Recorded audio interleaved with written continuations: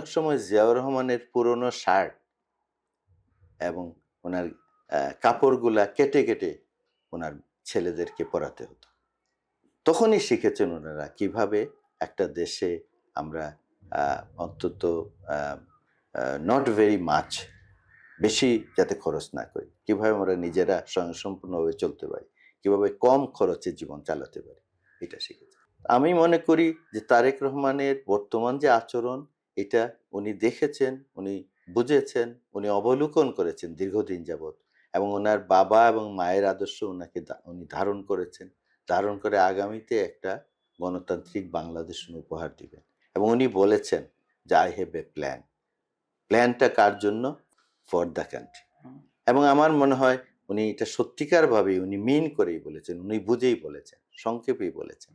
এবং সংক্ষেপে এই কথার মধ্যে ওনার সেই রহস্য লুকিয়ে আছে।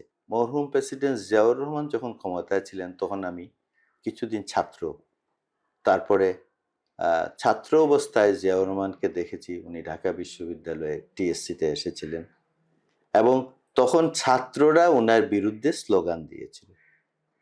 উনি ইচ্ছা করলেই তখন যে এসএসএফ ছিল, তখন যে আইন শৃঙ্খলা বাহিনী ছিল, উনি কিন্তু ছাত্রদেরকে তখন ইচ্ছা করলেই প্রতিহত করতে পারতেন।